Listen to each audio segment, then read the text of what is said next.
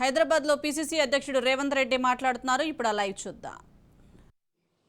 ఈ నగదు బదిలీలో 10,000 కంటే ₹1 తక్కువ వచ్చిన ఓటర్కు మీ లోకల్గా నిలబడ్డోడు ఓడిపోతా అని చెప్పి మీకు వంచకుండా వాడు మధ్యలో గద్దలాకి ఎత్తుకుపోయే ప్రయత్నం చేస్తున్నాడు. కాబట్టి ఓటర్లందరికీ నేను విజ్ఞప్తి చేస్తున్నా, బీఆర్ఎస్ ఓడు ఓటుకు 10,000 కేసీఆర్ వాళ్ళకి పంపించిండు. ఆ నిలబడ్డ అభ్యర్థులకి ఇవ్వకపోతే వాళ్ళ ఆస్తులు వాళ్ళు తిరిగే బండ్లే కాదు అంగిలాగా కూడా గుంజుకోండి అని నేను ఓటర్లకు సూచన చేస్తున్నా. ఈ నిధులు తీసుకోండి, రైతు బంధు నిధులు తీసుకోరి, దళిత బంధు ఇస్తే అది కూడా తీసుకోరి, బీసీ బంధు తీసుకోరి, మైనారిటీ బంధు తీసుకోండి. ఎందుకు కేసీఆర్ వాళ్ళందరికీ పర్మిషన్ అడగలేదు? ఓన్లీ రైతు బంధుకే నిధుల విడుదల కోసం ఎన్నికల అధికారి దగ్గర అనుమతి తెచ్చుకున్నాడు. దళిత బంధుకు, బీసీ బంధుకు, మైనారిటీ బంధుకు ఎందుకు అనుమతి తెచ్చుకోలేదు? అంటే వాళ్ళ ఓట్లు అవసరం లేదనా? ఇది కూడా ఈ సామాజిక వర్గాలు గమనించాలి. అదే ప్రభుత్వ ఉద్యోగులకు సంబంధించిన డిఏలు ఏదో వాళ్ళే కూడా ఏం తీసుకోలే.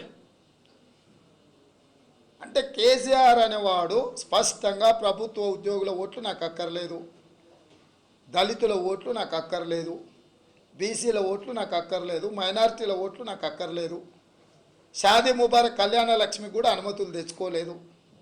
ఇవన్నీ నిరంతర ప్రోగ్రామ్సే కదా. సో ఈ నిరంతర ప్రక్రియలో ఉన్న సంక్షేమ పథకాలకు అన్నిటికీ అనుమతి తెచ్చుకునేది ఉండే. కాబట్టి వీటన్నిటిని దృష్టిలో పెట్టుకొని మీడియా కూడా ఆలోచన చేయాలి. కేవలం ఈడీ ఇన్కమ్ ట్యాక్స్లతో భయపెట్టి నెగ్గాలనుకుంటారు. కర్ణాటకలో కూడా అదే ప్రయత్నం చేశారు, ఇదే విధంగా వ్యవహరించారు. కానీ కర్ణాటక ప్రజలు ఎట్లయితే ఈడీ ఇన్కమ్ ట్యాక్స్లను ఓడగొట్టినరో, ఇప్పుడు ఎన్నికలలో మాకు పోటీ బీఆర్ఎస్ బీజేపీ లేనేలేదు, ఈడీ ఇన్కమ్ ట్యాక్స్తోనే పోటీ చేసినట్టుంది మాకు. సో ఖచ్చితంగా రేపు జరగబోయే తెలంగాణ ఎన్నికలు నవంబర్ 30 తారీఖు నాడు తెలంగాణ రాష్ట్ర ప్రజలు ఈడీ ఇన్కమ్ ట్యాక్స్లను ఓడిస్తారు. ఓడించమని నేను విజ్ఞప్తి చేస్తున్నా.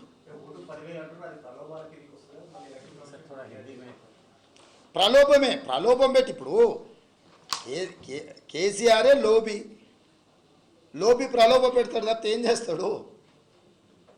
10 ఏళ్ళ ఏమీ చేయక ఈరోజు పైసలు వంచి నెగ్గాలనుకుంటుండు.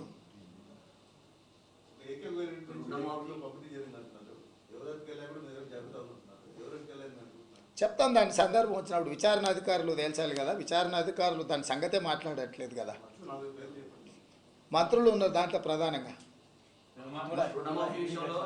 ఉద్యోగుల డిఏ విషయంలో 3 రావాలి సార్. రుణమాఫీ విషయంలో